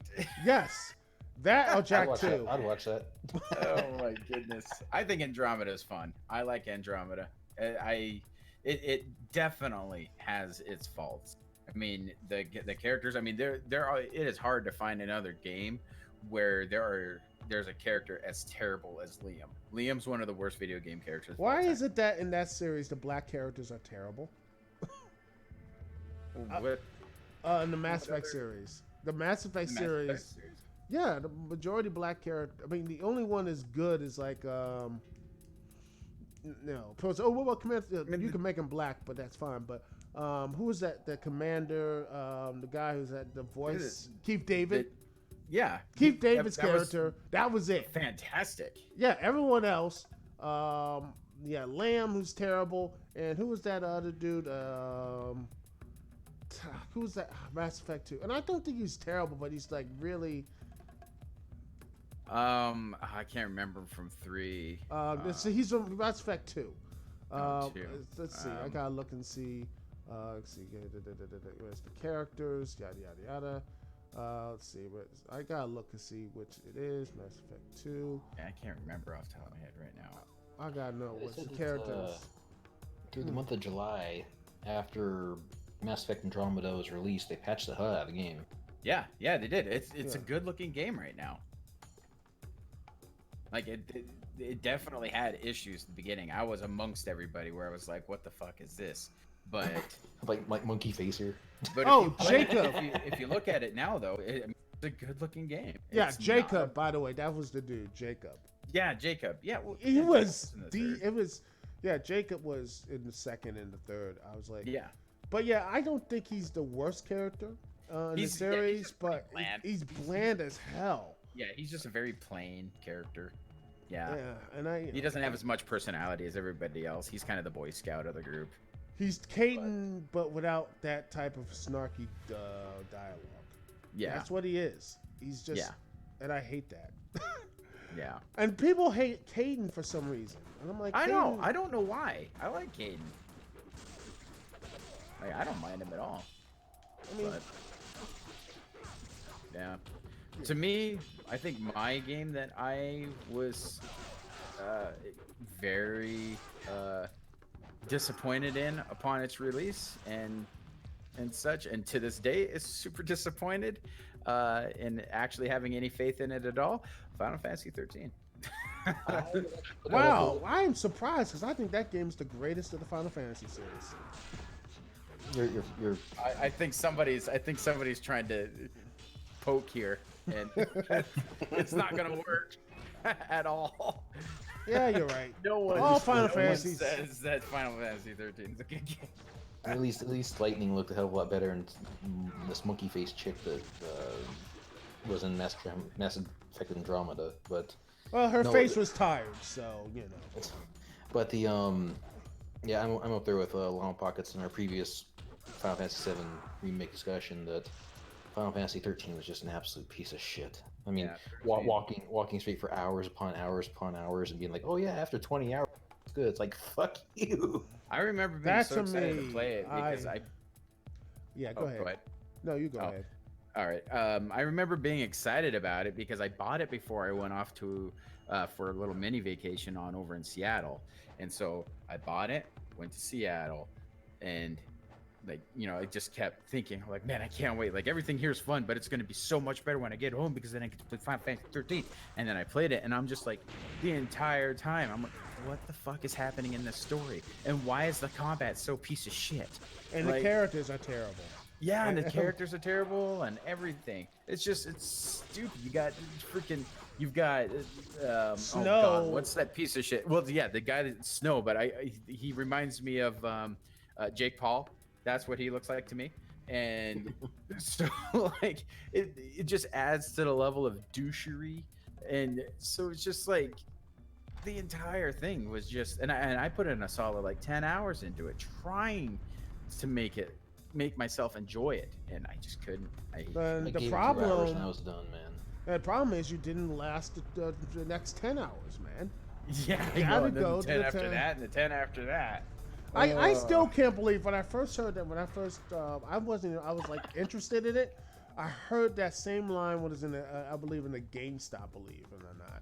And I heard it. I was like, it's like, man, I don't know why nobody hates this game. I'm like, you know, you gotta wait 20 hours before it gets good. I'm like, why would you do that to yourself? 20 hours. I said it's a 21-hour long game. Yeah. And I'm like, and I looked at him and I said to this to him, like, say that again over and over again in your head to see why that was a stupid thing to say. Yeah, that's a rough one there. That's a rough game. And I've known people who've played all the way through them, and they still can't tell me throughout the entire trilogy a good, clean story about what it's about. Because the FALC and the LC, the LCD screens and all that stuff are fighting against each other, right? I don't know. I don't know what the fuck happens in it. Why'd they put all their horses on Final Fantasy 13 after all? Yeah, like why was that the one that got? Well, yeah, it's like, I don't know. They should not do sequels to Final Fantasy games because they did also- pretty well. The Final Fantasy one and the MMORPG that had a great opening. Oh wait, they had to relaunch the game, and it cost them like millions and millions of dollars. Well, that one's completely different than how the Final Fantasy game was though originally. Like A Realm Reborn was just different, 100% different. Different world, different everything. So I mean, I wouldn't count that as a sequel, than more of just a rework of the entire thing. I mean, when they added sequels with the Final Fantasy 13, and then they also did the sequel to Final Fantasy 10, which was stupid. That was a dressing simulator more than anything. That was stupid. Did you see the official canon sequel for Final Fantasy X2, X3? And it's an Italian novella, and it's considered officially canon, where Yuna and Titus, they get into a fight. Something about Titus's head falls off and turns into a bomb, and then something else happens. Another war starts, and Sin's reborn. The end. Nice, cool. All right, well, let's hope that's the end of it all then, because I'm not interested. It is so. Hey, Titus stupid. died. That's the best part.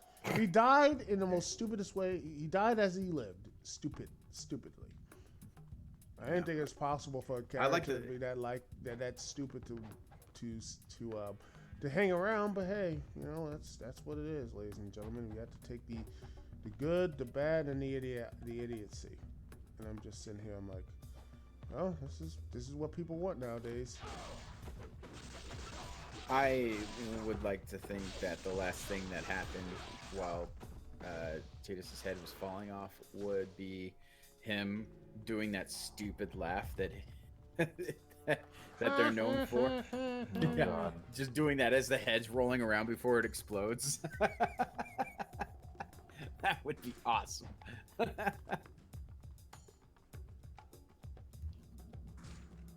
right, let's see. Oh, who is shooting at me? All right, and I have no idea why Rhea. I have no idea why Rhea has no idea not using a gun. I don't know why. I mean, a ninja wearing a gun. Why not? Why can't he take a gun? I have no idea why he can't pick up one of them and just start shooting and such. That's what ninjas don't do that. Well, this ninja should. I mean, what's stopping? I mean, why not? Why is this idea of like, what, it's not honorable? I mean, seriously, you're getting shot at. I'm like, you know what, man? If I'm getting shot at, that's it. I don't care. You can just do the gun kata. Exactly. You'd be like Christian Bale in Equilibrium. Oh, So I'm surprised. Good I'm movie. surprised they haven't made a game about that. That would have been that's big. That's bank right there. Let's see. Step and stab, and there we are. And hopefully we can fix it. Yes, this is the end of you, and there it is. But another thing. This would be something good to continue this conversation. I just like the fact that this whole thing, Titus' story, pretty much. I mean, shouldn't it all have been Yuna's story from the beginning? The entire Final Fantasy 12, Final Fantasy 10. I mean, why is he there? Why is Titus there? Yeah, Titus there. Why is he there? I mean, I think he's really the only one that is able to take down Sin, isn't he? Like Sin's his dad, and his dad hates him so much. It's just So like, I think he's really the only one that's able to take down Sin, and I think that's why Auron. And that's why his dad hates him. And all that, and that's why I think that's why his dad like treated him terribly, because he's like I have to hate you. I want you to kill me later on in life, son, and then slaps him across the face. All right, so here's what actually happened. 2.5 novel, right? What? And apparently this is official canon. So after the events of Final Fantasy X2, Titus and Yuna are marooned on an empty island. Titus finds something that looks like a blitzball, but it's in fact a bomb, which blows off his head. Nice. Yuna manages to get, I know, starting off pretty well. Yuna manages to get him back from the far plane, but now the gate is open, so every deceased one, which somebody wishes back, can return. And someone decided it would be a good idea to wish Sin back. Why? That's it. Don't know. Because story. The only one I can't stand is stupidity. And by gosh, I think it's possible, but my goodness, that was the most dumbest way to bring back a main villain character I ever heard in my life. I mean, and I watch like really stupid shows, so that's probably the most dumbest way to bring back an antagonist, probably, in fiction. I mean, is there anyone else out there that'd be this stupid to bring back a villain like that? Like, oh, wait, let's just bring up the villain here, because, well, we can't really do anything else. Ugh, I can't stand that. I can't. That is just way too stupid. You know, hold on one quick second. I gotta find out where I'm going. I think I'm lost. Yeah, you've been running around this level. Yeah, I thought I'm the doing same people over and over for like over a half hour. I thought I know I was right. Let me just see if I can where I'm supposed to go. I'm just gonna go on go on YouTube right quick and just see if put the walkthrough right quick and just let's see, Gaiden Black. Just do quick where am I going, and that's pretty much what I'm going to just see where I'm going and where I'm where am I doing things wrong, because it's just like it's weird, because I think I know I'm supposed to go in that right direction, but no. It's always this cities. This sometimes games like this confuse me a bit, because I don't know where I'm going, or they just put you in this wrong weird places, or you did something out of a sequence and now you have to do this all over again. Just stupid. Yada yada yada. Let's see where I'm supposed to go. Oh, wait a second. I think I'm supposed to go. Let's see. Not this way. Let's see where I'm supposed to go. I have to go at Drawbridge Square, which is. I think I have a map. Let me see if I have the map. If I let's see, airships.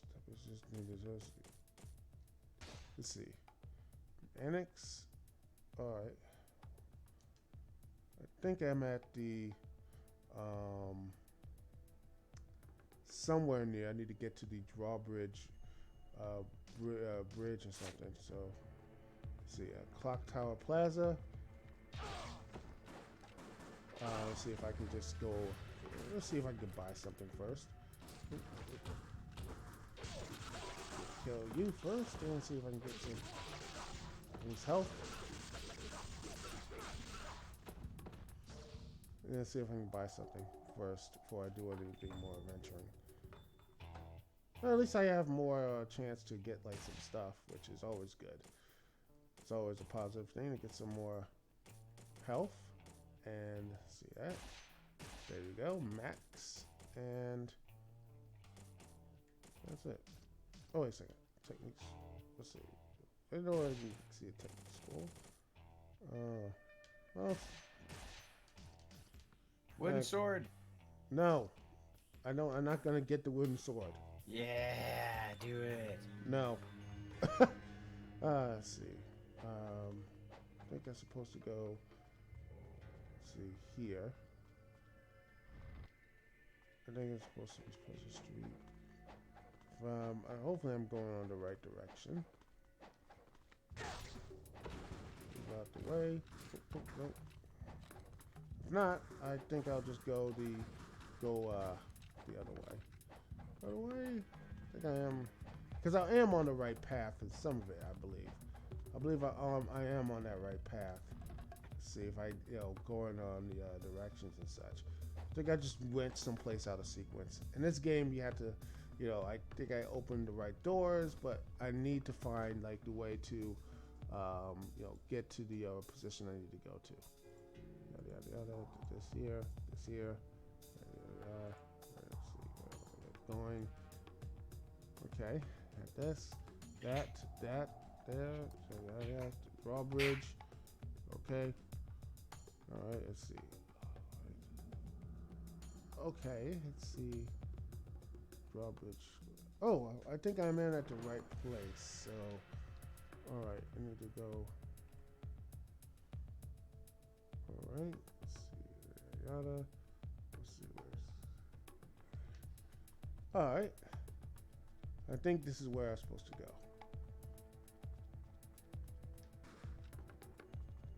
Yes, this is where I was right there the entire time. I am a completed The game. entire time. And I was, but hey, you know what? The positive thing is, at least I have enough.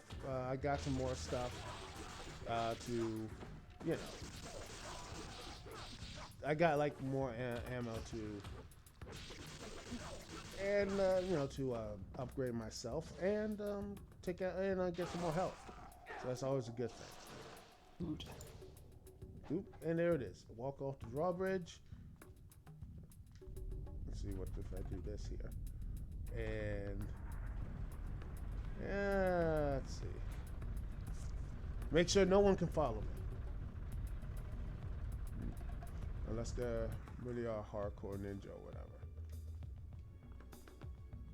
Which there seems to be a whole lot of. Alright. Well, this is a game based on ninjas, so of course there's gonna be a lot more ninjas and such to fight and all that stuff. Which, by the way, ladies and gentlemen, I will probably stream this and I think Ratchet and Clank, you know, Going Commando until, well, pretty much until Xenoblade Chronicles Definitive Edition comes out. Which, What about Jack 2? hell no, unless you pay me. You see, Here we that's go again. you, This can of worms. yes. Pay me. You see that little thing there? If you gets up to $800, I will play. I will not only do face cam. I will actually play Zack too. That's the thing. You want this stuff? You gotta pay me for it. I'm not going to be like, oh, no. I'm not gonna be all like, you know, do that stuff for free. I'm playing good games. I'm playing positive stuff. So yeah, I'm not going to be like, you know, I'm not playing things that are just gonna piss me off the entire way of doing it. Because the entire game would me be screaming at this, like, why am I playing a broke-ass version of GTA 5, you know? I'm like, oh, no, I was kidding. You know, why am I, like, a GTA game that's terrible, you know? I mean, if I want to have a kid version of GTA, I can just play, like, Simpsons Road Rage. And have fun with that. I think I have that around. Somewhere. That was actually really good. Care if it, Nat, is it Road Rage or Simpsons Hit and Run that you like? Hit and Run. Oh, Everyone likes Hit and Run. yeah. I've never played them, either of them, but I hear everyone talk about Hit and Run. Yeah, Road Rage is fun. It's weird that The Simpsons has a, like, when you think of like you know, like adaptation of video games, Simpsons has a pretty good record for the most part. Yeah. I only played the arcade games, but Yeah, I'd actually argue The Simpsons because there's a lot of shit Sega Genesis, NES, and Super Nintendo games out there. Oh yeah, they are. Bart's Nightmare for one. But Yeah. and also I think Bart vs. Aliens, that was terrible. I had the GameCube, not GameCube, but Game Gear version, and it was terrible. It was a horrible game, and I would not recommend playing it at all. Seriously, if you find it, toss it away in the bin. You know, just do not even attempt to play it. There's nothing positive for it there.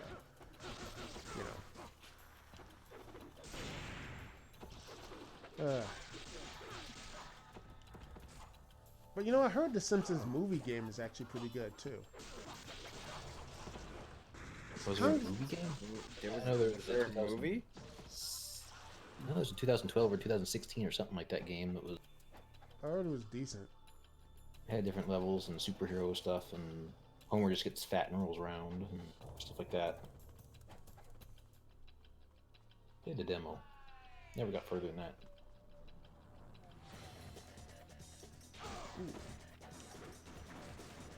You know, in the hard stuff, in the hard version of this, they have like laser beams and stuff. They're laser swords. The villains have like laser swords and all this stuff. And meanwhile, oh, looks like we're gonna have a different villain here now. Ooh, look at that! And it drops down and starts chewing on everybody, right? Yep. This lovable thing. See, and there he goes. There he is. Yeah. Oh, the Xbox glory. Oof. All right.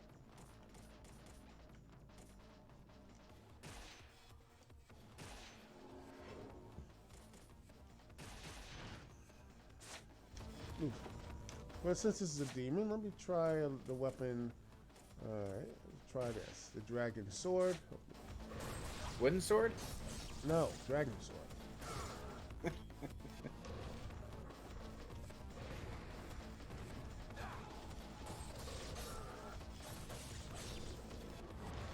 Oh no! Yeah, gosh, it's not too good. All right.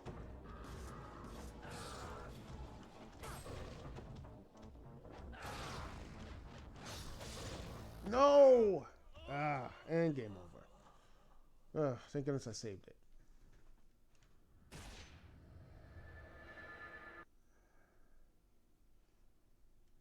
But yeah, the City of Fiends. So yeah, I had to find out where Doku really is.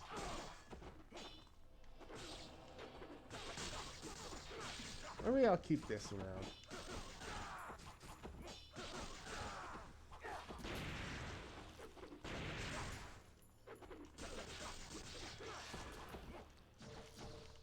Oh yeah.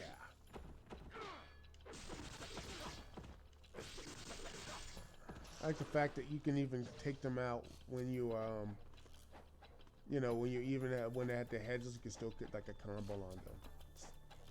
That is, to me, it's like, yeah, that's fun.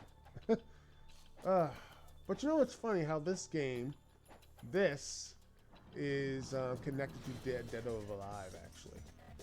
Since he's in the he's in that game. Yeah.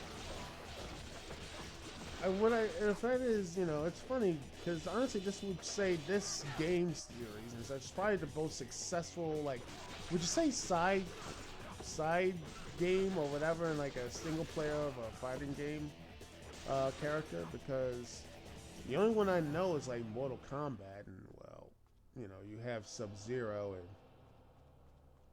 I mean, I would say that Ryu came before. Yeah, Mortal Kombat.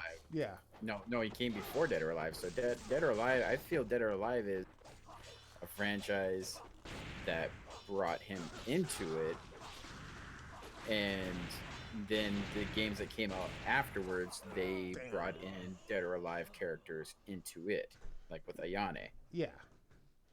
Yeah, that was the that's true.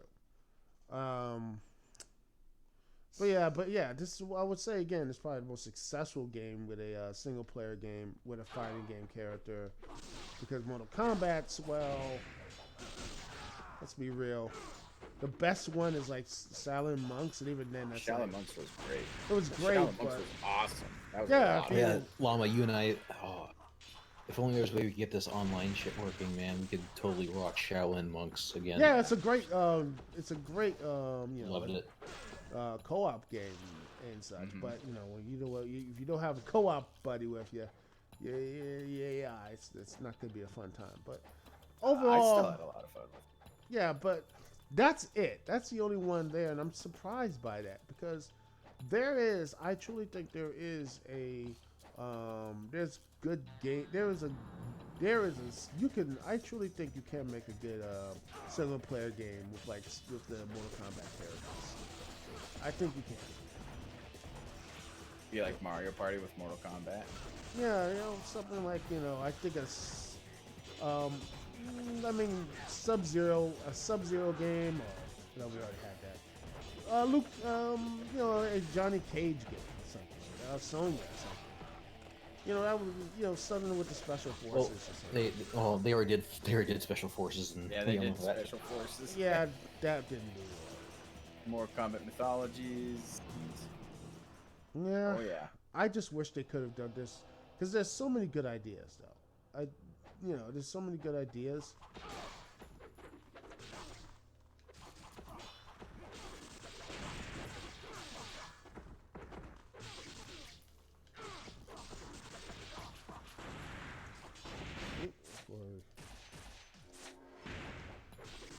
Yeah, it'd be nice to see more of these kind of games come on out. I mean, heck, see that's like is God of War, really.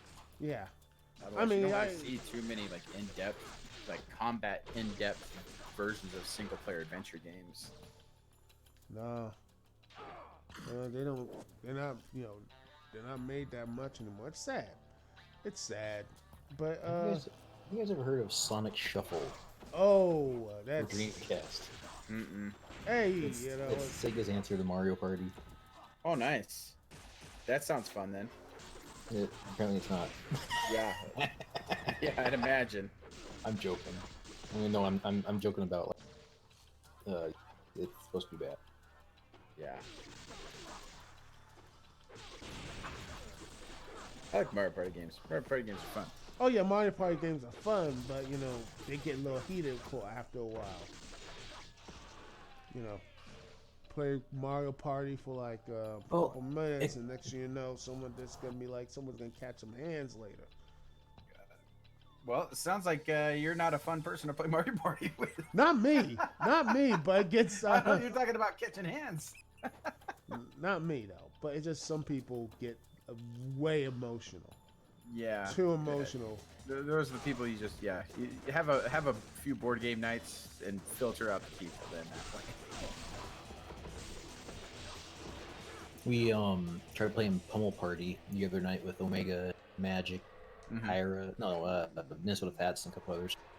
And man, Magic was having a really shit time. everyone's like, discount Mario Party is still discount Mario Party. I think Matt and I were playing that for almost 2 hours just because it kept on dragging on and on and on. I don't think anyone was really having fun with it. Yeah, I know, but a thing I did for this some of the fun, not just board games, but what stuff I've been looking into, like because of the quarantine and everything, the lockdown and such. It's that old DVDs I own, and I think it's posted somewhere on my Twitter, but man, seeing all this old DVDs of it, I mean, they're barely just nothing there. It's just like, wow, it's so much fun to look back on that. It's like, just go and look, for example, the oldest DVD you have. You have Down there with Chris Rock. It's my old DVD. Mortal Kombat movie, 1995. And you just see the menus and such. It's terrible, and it's like, man. I remember mine was Black Mask, the Jet Li movie. If you remember that one. Which one is it? Black Mask. Oh, I remember it. Oh yeah. Oh no. Oh, that's rough. And it's and the movie's fine. I like it. It's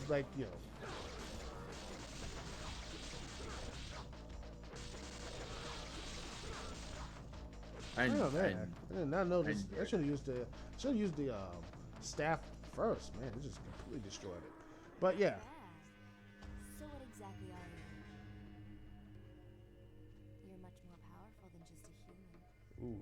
My strength comes from training, not from some curse in my blood. Well, according to the lore, it is, buddy.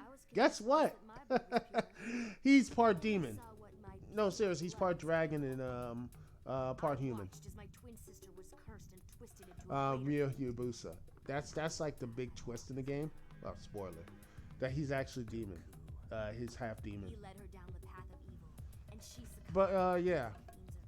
Watch some old stuff from DVDs. It's kind of fun watching stuff. And I sat back and I watched other stuff too. the next DVD I'm trying to get into watch is let's see, My sister Evolution. to kill all. Remember that movie? Yeah. For David Duchovny. Sean William Scott, David Duchovny, or There is Lando Jones. It's basically Yes. Ghostbusters except the space. Yes, it was fun. I remember the Fox That's a fun Kids movie. show. Remember the Fox Kids? Oh, I know where this is Yeah, headed another towards. Ghostbusters ripoff. It was fun though. Cartoon of evolution.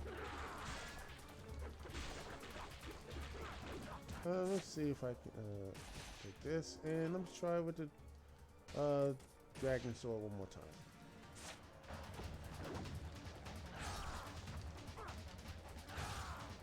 Ooh.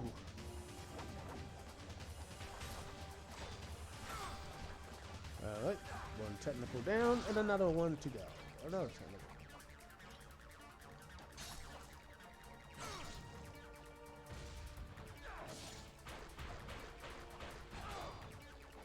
Ooh, and another one. Take this. Oh yeah, take them out and one more. Oh, let's go. 1, 2, and let's go. Ah, there you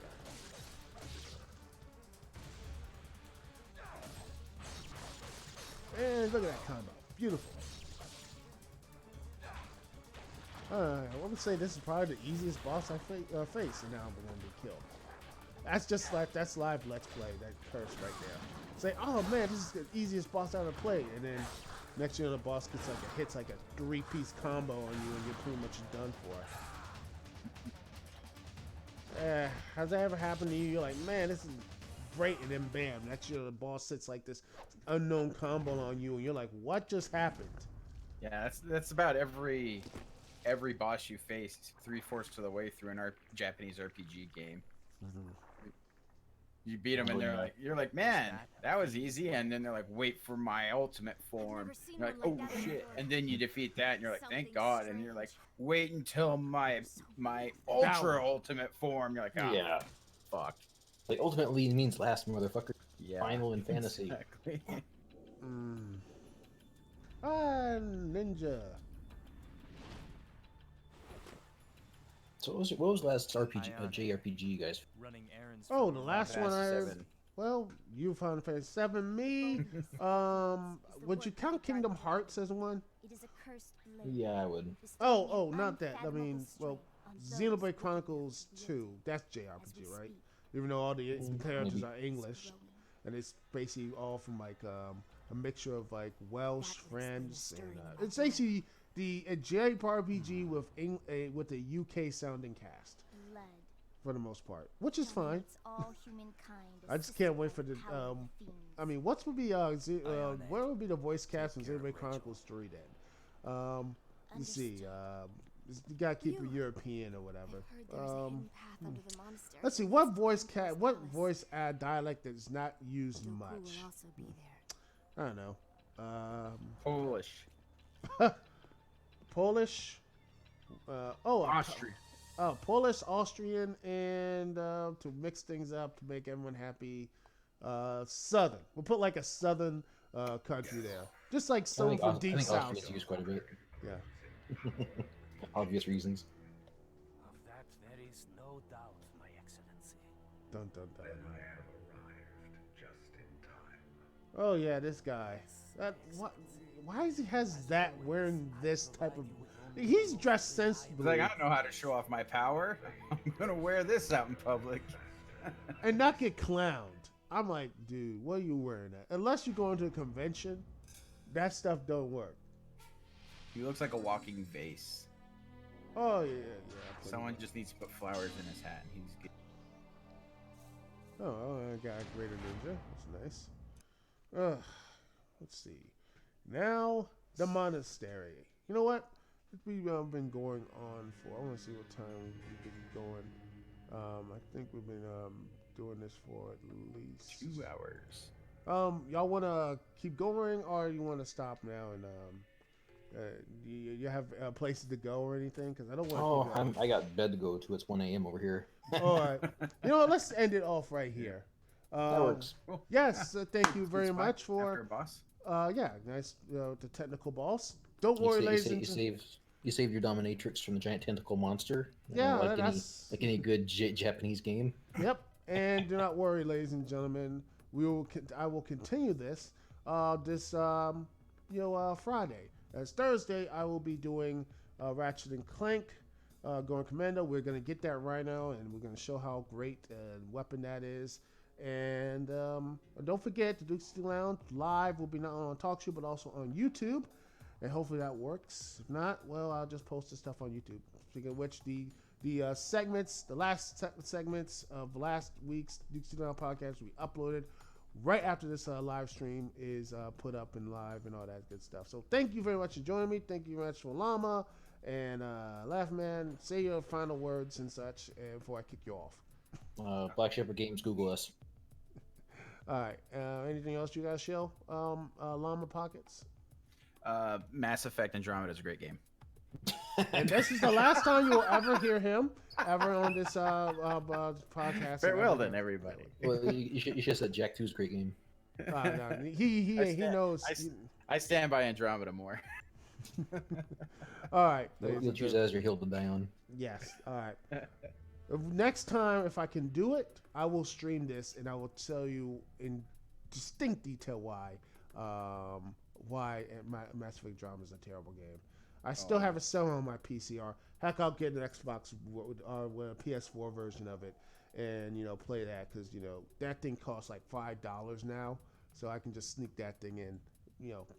High roller. Yes. So yeah. Anyway, thanks so much for joining me. It's Dukect here. Peace and love. I'll see y'all when I see y'all later.